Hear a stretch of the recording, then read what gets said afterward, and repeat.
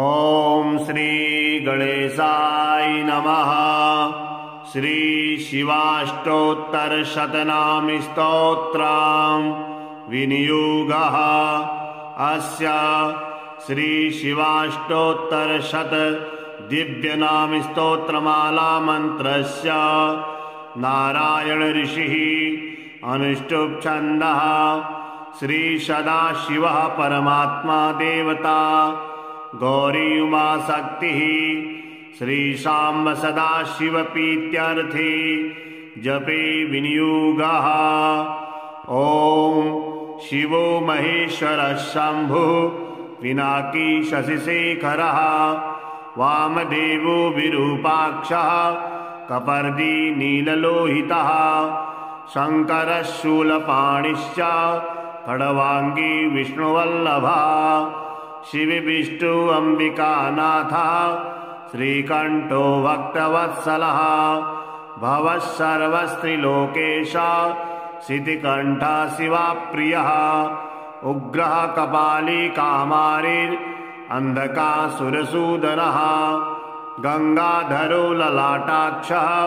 कालकालः कृपानिधिः भीमः परशुहस्तस्य मृगपाणिर्जटाधरः कैलासवासी कवची कठोरस्त्रिपुरान्तकः वृषांको वृषभारूढो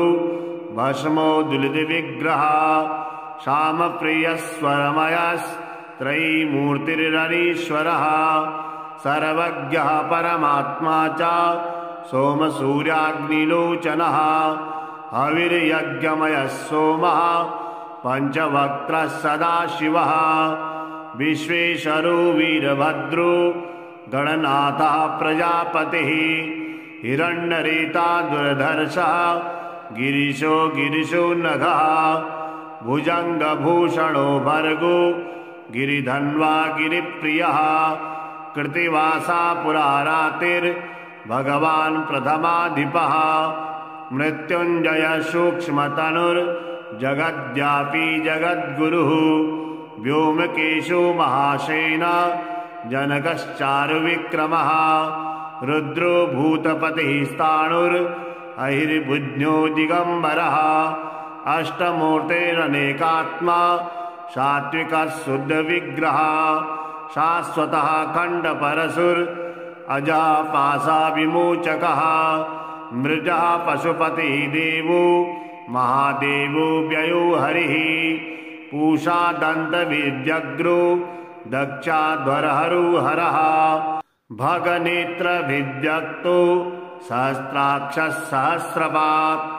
अवर्गप्रदो अनन्तस्तारका परमेश्वरः एतत् अष्टोत्तरं शतं नाम्ना शतनाम्नाय संमिताम् शंकरस्य प्रिया गौरी जपत्वा शंभुप्रसादताम् त्रैलोक्यमन्वहं देवी वर्षमेकं प्रयत्नतः अवापसा शरीरार्धं प्रसादात् शूलपाणिनः यस्त्रिसन्ध्यां पठे नित्यां नाम्ना अष्टोत्तरं शतम् शतरुद्रीतिरावृत्या यत्फलं लभते नरः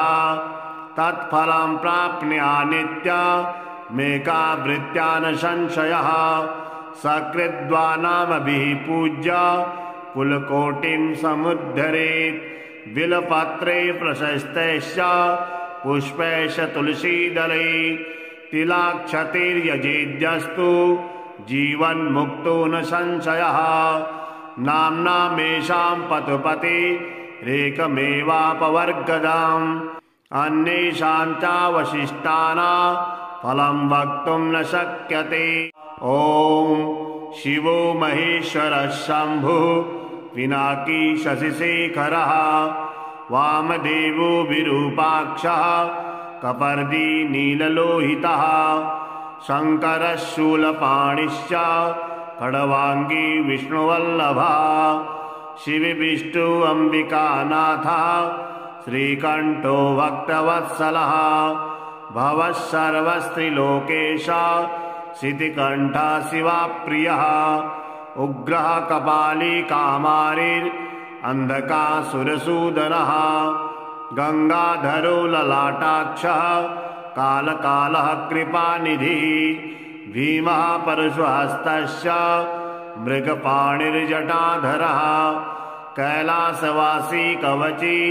कठोरस्त्रिपुरान्तकः वृषांगो वृषभारूढो भस्मोदुलितविग्रहः श्यामप्रियस्वरमयस्त्रयीमूर्तिरनीश्वरः सर्वज्ञः परमात्मा च सोमसूर्याग्निलोचनः हविर्यज्ञमयः सोमः पंचवक्त्रः सदाशिवः विश्वेश्वरो वीरभद्रो गणनाथः प्रजापतिः हिरण्यरेता दुर्धर्षः गिरिशो गिरिशो नघः भुजंगभूषणो भर्गो गिरिधन्वा गिरिप्रियः कृतिवासा पुरारातिर्भगवान् प्रथमाधिपः मृत्युंजय सूक्ष्मतनुर्जगद्व्यापी जगद्गुरुः व्योमकेशो महासेना जनकश्चारुविक्रमः रुद्रो भूतपतिः स्थाणुरहिर्बुध्यो दिगंबरः अष्टमूर्तेरनेकात्मा सात्विकः शुद्धविग्रहः शाश्वतः खण्डपरशुर अजः पाशाविमोचकः मृजः पशुपतिः देवो महादेवो व्ययो हरिः पूषा दन्तविद्यग्रो दक्षाध्वरहरो हरः भगनेत्रभिद्यक्तो सहस्राक्षः सहस्रपात् अवर्गप्रदो अनन्तस्तारका परमेश्वरः एतद् अष्टोत्तरं शतं नाम्ना शतनाम्नाय संमिताम् शङ्करस्य प्रिया गौरी जपत्वा शम्भुप्रसादताम् त्रैलोक्यमन्वहं देवी वर्षमेकं प्रयत्नतः अवापसा शरीरार्धं प्रसादात् शूलपाणिनः यस्त्रिसन्ध्यां पठे नित्यां नाम्ना अष्टोत्तरं शतं शतरुद्रीतिरावृत्या यत्फलं लभते नरः तत्फलं प्राप्नुयात् नित्यमेकावृत्या न संशयः सकृद्वानामभिः पूज्य कुलकोटिं समुद्धरेत् बिलपत्रे प्रशस्तैश्च पुष्पैश्च तुलसीदलै तिलाक्षतैर्यजेद्यस्तु जीवन्मुक्तो न संशयः नाम्नामेषां पतुपतिरेकमेवापवर्गदाम् अन्येषां चावशिष्टानां फलं वक्तुं न शक्यते। ॐ शिवो महेश्वरः शम्भुः पिनाकी शशिशेखरः वामदेवो विरूपाक्षः कपर्दी नीललोहितः शङ्करः शूलपाणिश्च खड्वाङ्गी विष्णुवल्लभः शिवविष्णु अम्बिकानाथः श्रीकण्ठो भक्तवत्सलः भवः सर्वस्त्रिलोकेशः शितिकण्ठः शिवाप्रियः उग्रः कपाली कामारिर्अन्धकासुरसूदनः गंगाधरो ललाटाक्षः कालकालः कृपानिधिः भीमः परशुहस्तस्य मृगपाणिर्जटाधरः कैलासवासी कवची कठोरस्त्रिपुरान्तकः वृषांगो वृषभारूढो भस्मोदुलितविग्रहः श्यामप्रियस्वरमयस्त्रयीमूर्तिरनीश्वरः सर्वज्ञः परमात्मा च सोमसूर्याग्निलोचनः हविर्यज्ञमयः सोमः पंचवक्त्रः सदाशिवः विश्वेश्वरो वीरभद्रो गणनाथः प्रजापतिः हिरण्यरेता दुर्धर्षः गिरिशो गिरिशो नघः भुजंगभूषणो भर्गो गिरिधन्वा गिरिप्रियः कृतिवासा पुरारातिर्भगवान् प्रथमाधिपः मृत्युंजय सूक्ष्मतनुर्जगद्व्यापी जगद्गुरुः व्योमकेशो महासेना जनकश्चारुविक्रमः रुद्रो भूतपतिः स्थाणुरहिर्बुध्यो दिगम्बरः अष्टमूर्तेरनेकात्मा सात्विकः शुद्धविग्रहः शाश्वतः खण्डपरशुर अजः पाशाविमोचकः मृजः पशुपतिः देवो महादेवो व्ययो हरिः पूषा दन्तविद्यग्रो दक्षाध्वरहरो हरः भगनेत्रभिद्यक्तो सहस्राक्षः सहस्रपात् अवर्गप्रदो अनन्तस्तारका परमेश्वरः एतत् अष्टोत्तरं शतं नाम्ना शतनाम्नाय संमिताम् शङ्करस्य प्रिया गौरी जपत्वा शम्भुप्रसादताम् त्रैलोक्यमन्वहं देवी वर्षमेकं प्रयत्नतः अवापसा शरीरार्धं प्रसादात् शूलपाणिनः यस्त्रिसन्ध्यां पठे नित्यां नाम्ना अष्टोत्तरं शतम् शतरुद्रीतिरावृत्या यत्फलं लभते नरः तत्फलं प्राप्नुयात् नित्यमेकावृत्या न संशयः सकृद्वानामभिः पूज्य कुलकोटिं समुद्धरेत् बिलपत्रे प्रशस्तैश्च पुष्पैश्च तुलसीदलै तिलाक्षतैर्यजेद्यस्तु जीवन्मुक्तो न संशयः नाम्नामेषां पतुपतेरेकमेवापवर्गदाम् अन्येषां चावशिष्टानां फलं वक्तुं न शक्यते। ॐ शिवो महेश्वरः शम्भुः पिनाकी शशिशेखरः वामदेवो विरूपाक्षः कपर्दी नीललोहितः शङ्करः शूलपाणिश्च खड्वाङ्गी विष्णुवल्लभः शिवविष्णु अम्बिकानाथः श्रीकण्ठो भक्तवत्सलः भवः सर्वस्त्रिलोकेश शितिकण्ठः शिवाप्रियः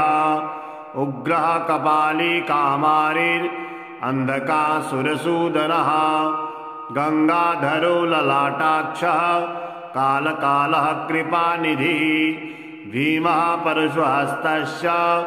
मृगपाणिर्जटाधरः कैलासवासी कवची कठोरस्त्रिपुरान्तकः वृषाङ्गो वृषभारूढो भस्मो दुलितविग्रहः श्यामप्रियस्वरमयस्त्रयीमूर्तिरनीश्वरः सर्वज्ञः परमात्मा च सोमसूर्याग्निलोचनः हविर्यज्ञमयः सोमः पञ्चवक्त्रः सदाशिवः विश्वेश्वरो वीरभद्रो गणनाथः प्रजापतिः हिरण्यरेता दुर्धर्षः गिरिशो नघः भुजङ्गभूषणो भर्गो गिरिधन्वा गिरिप्रियः कृत्तिवासा पुरारातिर्भगवान् प्रथमाधिपः मृत्युञ्जयः सूक्ष्मतनुर्जगद्व्यापी जगद्गुरुः व्योमकेशो महासेना जनकश्चारुविक्रमः रुद्रो भूतपतिः स्थाणुरहिर्बुध्यो दिगम्बरः अष्टमूर्तेरनेकात्मा सात्विकः शुद्धविग्रहः शाश्वतः खण्डपरशुर अजः पाशाविमोचकः मृजः पशुपतिः देवो महादेवो व्ययो हरिः पूषा दन्तविद्यग्रो दक्षाध्वरहरो हरः भगनेत्रभिद्यक्तो सहस्राक्षः सहस्रपात् अवर्गप्रदो अनन्तस्तारका परमेश्वरः एतत् अष्टोत्तरं शतं नाम्ना शतनाम्नाय संमिताम् शङ्करस्य प्रिया गौरी जपत्वा शम्भुप्रसादताम् त्रैलोक्यमन्वहं देवी वर्षमेकं प्रयत्नतः अवापसा शरीरार्धं प्रसादात् शूलपाणिनः यस्त्रिसन्ध्यां पठे नित्यां नाम्ना अष्टोत्तरं शतम् शतरुद्रीतिरावृत्या यत्फलं लभते नरः तत्फलं प्राप्नुयात् नित्यमेकावृत्या न संशयः सकृद्वानामभिः पूज्य कुलकोटिं समुद्धरेत् बिलपत्रे प्रशस्तैश्च पुष्पैश्च तुलसीदलै तिलाक्षतैर्यजेद्यस्तु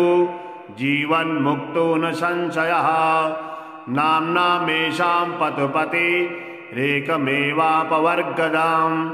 अन्येषां चावशिष्टानां फलं वक्तुं न शक्यते। ॐ शिवो महेश्वरः शम्भुः पिनाकी शशिशेखरः वामदेवो विरूपाक्षः कपर्दी नीललोहितः शङ्करः शूलपाणिश्च खड्वाङ्गी विष्णुवल्लभः शिवविष्णु अम्बिकानाथः श्रीकण्ठो भक्तवत्सलः भवः सर्वस्त्रिलोकेशः शितिकण्ठः शिवप्रियः उग्रः कपाली कामारिरन्धकासुरसूदनः गङ्गाधरो ललाटाक्षः कालकालः कृपानिधिः भीमः परशुहस्तश्च मृगपाणिर्जटाधरः कैलासवासी कवची कठोरस्त्रिपुरान्तकः वृषाङ्गो वृषभारूढो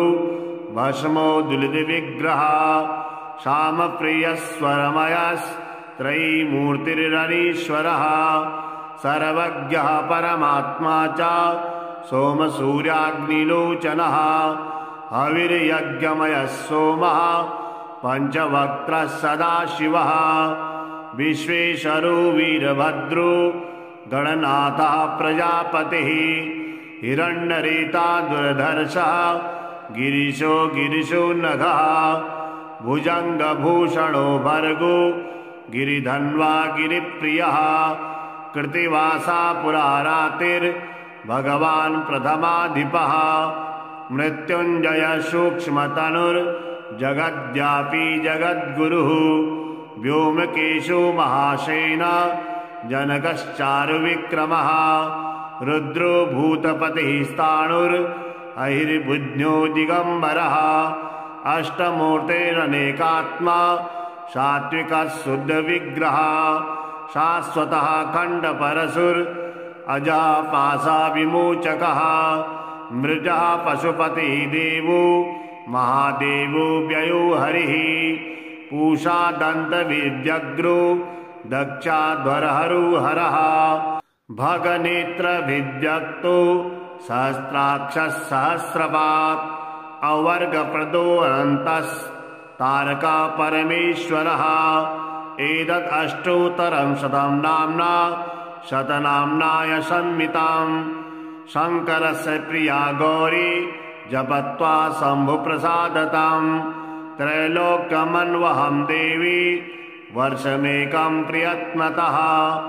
अवापसा शरीरार्धं प्रसादात् शूलपाणिनः यस्त्रिसन्ध्यां पठे नित्यं नाम्ना अष्टोत्तरं शतम् शतरुद्रीतिरावृत्या यत्फलं लभते नरः तत्फलं प्राप्नुयात् नित्यमेकावृत्या न संशयः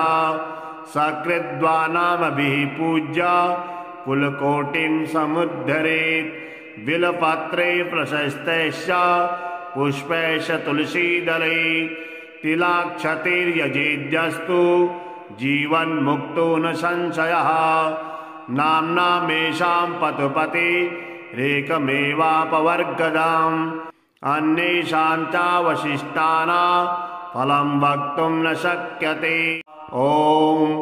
शिवो महेश्वरः शम्भुः पिनाकी शशिशेखरः वामदेवो विरूपाक्षः कपर्दी नीललोहितः शङ्करः शूलपाणिश्च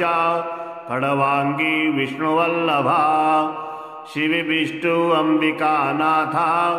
श्रीकण्ठो भक्तवत्सलः भवः सर्वस्त्रिलोकेशः शितिकण्ठः शिवप्रियः उग्रः कपाली कामारिरन्धकासुरसूदनः गंगाधरो ललाटाक्षः कालकालः कृपानिधिः भीमः परशुहस्तस्य मृगपाणिर्जटाधरः कैलासवासी कवची कठोरस्त्रिपुरान्तकः वृषांगो वृषभारूढो भस्मोदुलितविग्रहः श्यामप्रियस्वरमयस्त्रयीमूर्तिरनीश्वरः सर्वज्ञः परमात्मा च सोमसूर्याग्निलोचनः हविर्यज्ञमयः सोमः पंचवक्त्रः सदाशिवः विश्वेश्वरो वीरभद्रो गणनाथः प्रजापतिः हिरण्यरेता दुर्धर्षः गिरिशो नघः भुजंगभूषणो भर्गो गिरिधन्वा गिरिप्रियः कृतिवासा पुरारातिर्भगवान् प्रथमाधिपः मृत्युंजय सूक्ष्मतनुर्जगद्व्यापी जगद्गुरुः व्योमकेशो महासेना जनकश्चारुविक्रमः रुद्रो भूतपतिः स्थाणुरहिर्बुध्यो दिगंबरः अष्टमूर्तेरनेकात्मा सात्विकः शुद्धविग्रहः शाश्वतः खण्डपरशुर अजः पाशविमोचकः मृजः पशुपतिः देवो महादेवो व्ययो हरिः पूषा दन्तविद्यग्रो दक्षाध्वरहरो हरः भगनेत्रभिव्यक्तो सहस्राक्षः सहस्रपात् अवर्गप्रदो अनन्तस्तारका परमेश्वरः एतत् अष्टोत्तरं शतं नाम्ना शतनाम्नाय संमिताम् शङ्करस्य प्रिया गौरी जपत्वा शम्भुप्रसादताम् त्रैलोक्यमन्वहं देवी वर्षमेकं प्रयत्नतः अवापसा शरीरार्धं प्रसादात् शूलपाणिनः यस्त्रिसन्ध्यां पठे नित्यां नाम्ना अष्टोत्तरं शतम् शतरुद्रीतिरावृत्या यत्फलं लभते नरः तत्फलं प्राप्नुयात् नित्यमेकावृत्या न संशयः सकृद्वानामभिः पूज्य कुलकोटिं समुद्धरेत् बिलपत्रे प्रशस्तैश्च पुष्पैश्च तुलसीदलै तिलाक्षतैर्यजेद्यस्तु जीवन्मुक्तो न संशयः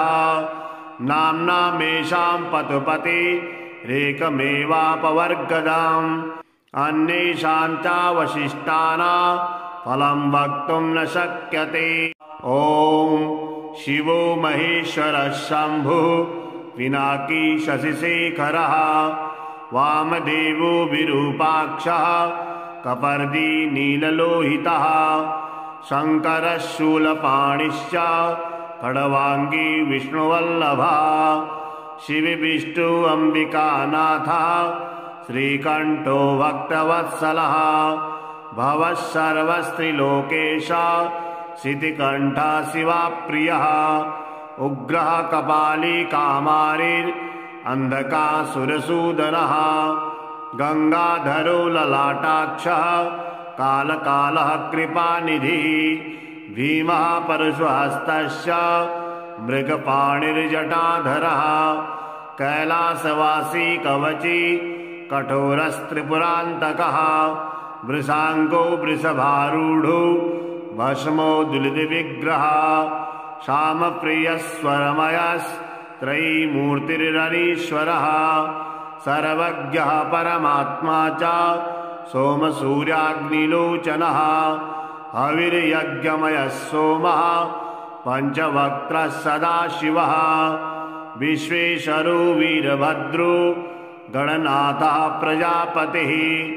हिरण्यरेता दुर्धर्षः गिरिशो नघः भुजंगभूषणो भर्गो गिरिधन्वा गिरिप्रियः कृतिवासा पुरारातिर्भगवान् प्रथमाधिपः मृत्युंजय सूक्ष्मतनुर्जगद्व्यापी जगद्गुरुः व्योमकेशो महासेना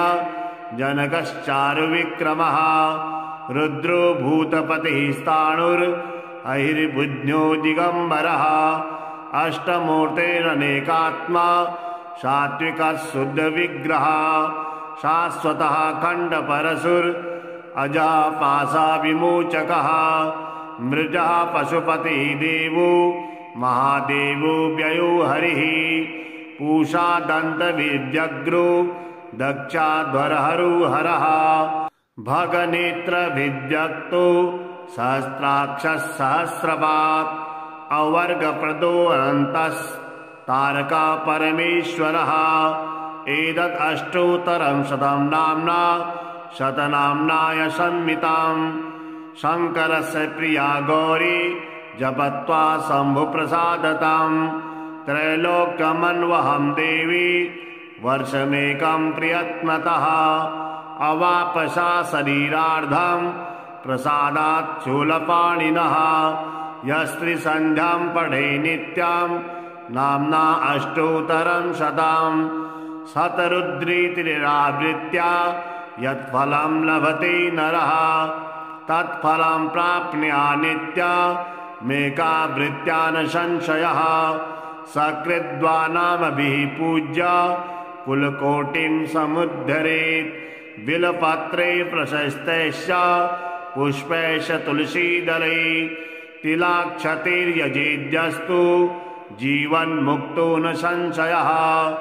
नाम्नामेषां पतुपतेरेकमेवापवर्गदाम्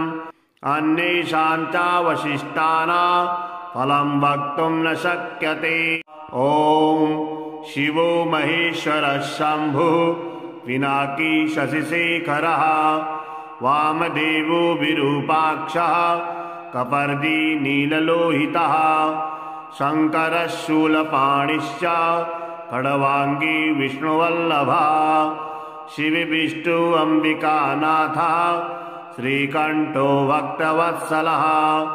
भवः सर्वस्त्रिलोकेशः शितिकण्ठः शिवाप्रियः उग्रः कपाली कामारिरन्धकासुरसूदनः गंगाधरो ललाटाक्षः कालकालः कृपानिधिः भीमः परशुहस्तश्च मृगपाणिर्जटाधरः कैलासवासी कवची कठोरस्त्रिपुरान्तकः वृषाङ्गो वृषभारूढो भस्मोद्दुलितविग्रहः श्यामप्रियस्वरमयस्त्रयीमूर्तिरनीश्वरः सर्वज्ञः परमात्मा च सोमसूर्याग्निलोचनः हविर्यज्ञमयः सोमः पंचवक्त्रः सदाशिवः विश्वेश्वरो वीरभद्रो गणनाथः प्रजापतिः हिरण्यरेता दुर्धर्षः गिरिशो गिरिशो नघः भुजङ्गभूषणो भर्गो गिरिधन्वा गिरिप्रियः कृत्तिवासा पुरारातिर्भगवान् प्रथमाधिपः मृत्युञ्जय सूक्ष्मतनुर्जगद्व्यापी जगद्गुरुः व्योमकेशो महासेना जनकश्चारुविक्रमः रुद्रो भूतपतिस्ताणुरहिर्बुध्यो दिगंबरः अष्टमूर्तेरनेकात्मा सात्विकः शुद्ध विग्रह शाश्वतः खंडपरशुर अजः पाशा विमोचकः मृजः पशुपति देवो महादेवो व्ययो हरिः पूषा दंत विद्यग्रो दक्षाध्वरहरो हरः भगनेत्र विद्यक्तो सहस्राक्षः सहस्रपात् अवर्गप्रदो अनन्तस्तारका परमेश्वरः एतद् अष्टोत्तरं शतं नाम्ना शतनाम्नाय संमिताम् शंकरस्य प्रिया गौरी जपत्वा शम्भुप्रसादताम् त्रैलोक्यमन्वहं देवी वर्षमेकं प्रयत्नतः अवापसा शरीरार्धं प्रसादात् शूलपाणिनः यस्त्रिसन्ध्यां पठे नित्यां नाम्ना अष्टोत्तरं शतं शतरुद्रीतिरावृत्या यत्फलं लभते नरः तत्फलं प्राप्नुया नित्यमेकावृत्त्या न संशयः सकृद्वानामभिः पूज्य कुलकोटिं समुद्धरेत् बिलपत्रे प्रशस्तैश्च पुष्पैश्च तुलसीदलै तिलाक्षतैर्यजेद्यस्तु जीवन्मुक्तो न संशयः नाम्नामेषां पतुपतिरेकमेवापवर्गदाम् अन्येषां चावशिष्टानां फलं वक्तुं न शक्यते। ॐ शिवो महेश्वरः शम्भुः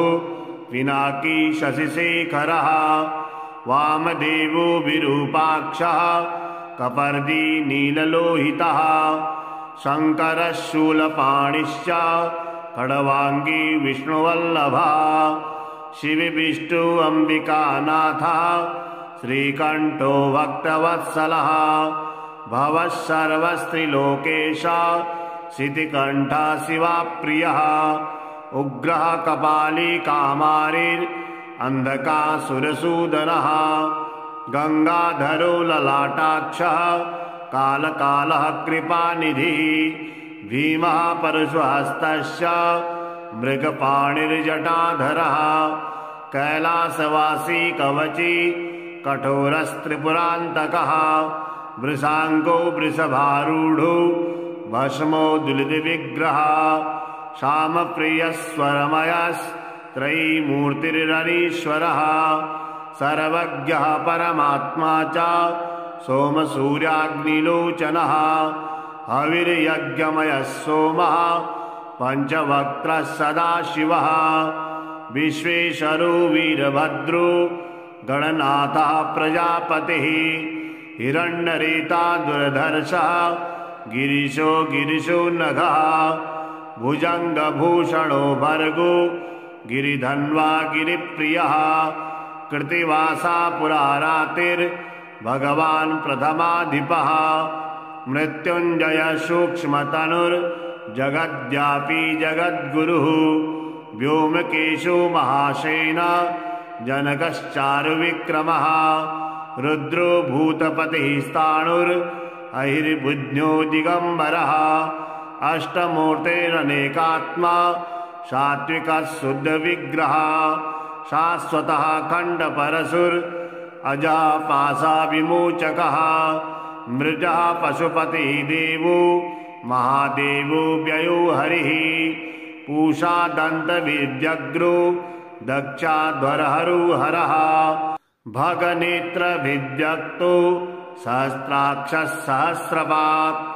अवर्गप्रदो अनन्तस्तारका परमेश्वरः एतत् अष्टोत्तरं शतं नाम्ना शतनाम्नाय संहिताम् शङ्करस्य प्रिया गौरी जपत्वा शम्भुप्रसादताम् त्रैलोक्यमन्वहं देवी वर्षमेकं प्रयत्नतः अवापसा शरीरार्धं प्रसादात् शूलपाणिनः यस्त्रिसन्ध्यां पठे नित्यां नाम्ना अष्टोत्तरं शतम् शतरुद्रीतिरावृत्या यत्फलं लभते नरः तत्फलं प्राप्नुया नित्यमेकावृत्त्या न संशयः सकृद्वानामभिः पूज्य कुलकोटिं समुद्धरेत् बिलपत्रे प्रशस्तैश्च पुष्पैश्च तुलसीदलै तिलाक्षतैर्यजेद्यस्तु जीवन्मुक्तो न संशयः नाम्नामेषां पतुपतिरेकमेवापवर्गदाम् अन्येषां चावशिष्टानां फलं वक्तुं न शक्यते। ॐ शिवो महेश्वरः शम्भुः पिनाकी शशिशेखरः वामदेवो विरूपाक्षः कपर्दी नीललोहितः शङ्करः शूलपाणिश्च खड्वाङ्गी विष्णुवल्लभः शिवविष्णु अम्बिकानाथः श्रीकण्ठो भक्तवत्सलः भवः सर्वस्त्रिलोकेशः शितिकण्ठः शिवाप्रियः उग्रः कपाली कामारिर्अन्धकासुरसूदनः गङ्गाधरो ललाटाक्षः कालकालः कृपानिधिः भीमः परशुहस्तस्य मृगपाणिर्जटाधरः कैलासवासी कवची कठोरस्त्रिपुरान्तकः वृषाङ्गो वृषभारूढो भस्मो दुलितविग्रहः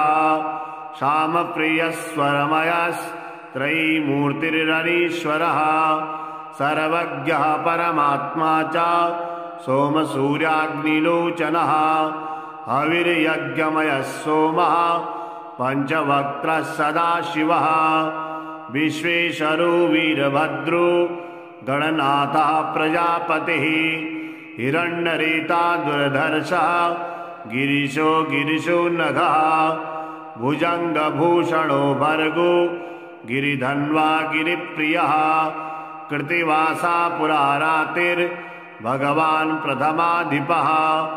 मृत्युञ्जय सूक्ष्मतनुर्जगद्व्यापी जगद्गुरुः व्योमकेशो महासेना जनकश्चारुविक्रमः रुद्रो भूतपतिः स्थाणुरहिर्बुध्यो दिगम्बरः अष्टमूर्तेरनेकात्मा सात्विकः शुद्धविग्रहः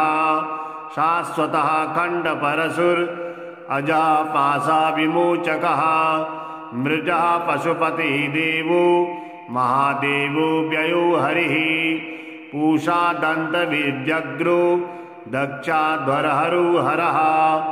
भगनेत्रभिद्यक्तो सहस्राक्षः सहस्रपात् अवर्गप्रदो अनन्तस्तारका परमेश्वरः एतद् अष्टोत्तरं शतं नाम्ना शतनाम्नाय संमिताम् शङ्करस्य प्रिया गौरी जपत्वा शम्भुप्रसादताम् त्रैलोक्यमन्वहं देवी वर्षमेकं प्रयत्नतः अवापसा शरीरार्धं प्रसादात् शूलपाणिनः यस्त्रिसन्ध्यां पठे नित्यां नाम्ना अष्टोत्तरं शतं शतरुद्रीतिरावृत्या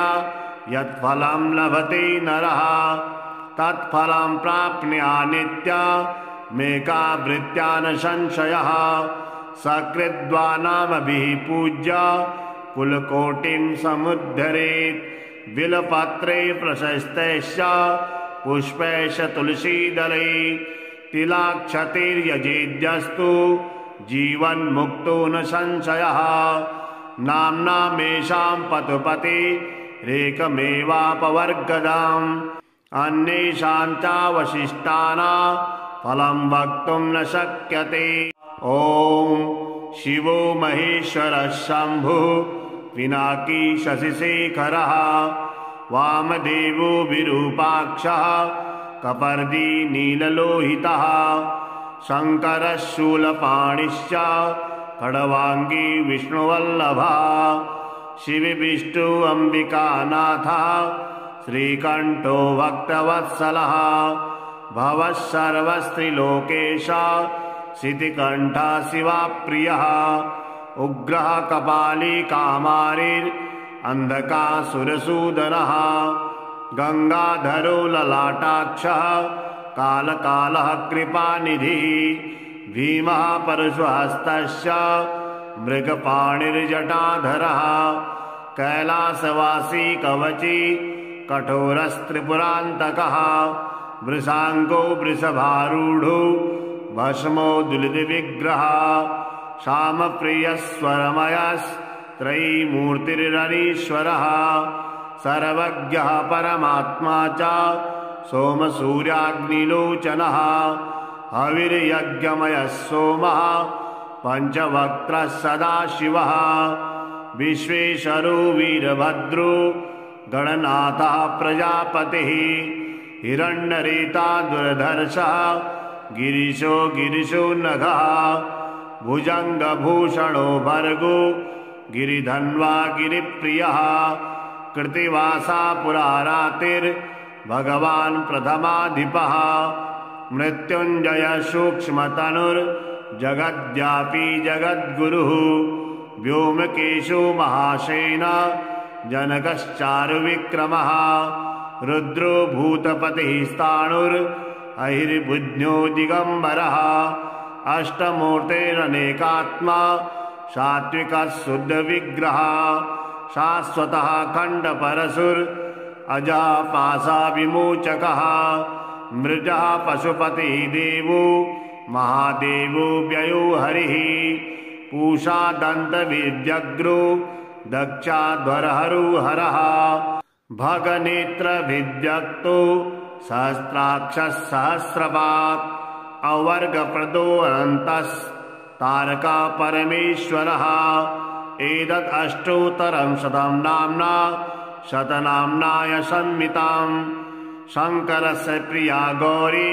जपत्वा शम्भुप्रसादताम् त्रैलोक्यमन्वहं देवी वर्षमेकं प्रयत्नतः अवापसा शरीरार्धं प्रसादात् शूलपाणिनः यस्त्रिसन्ध्यां पठे नित्यां नाम्ना अष्टोत्तरं शतं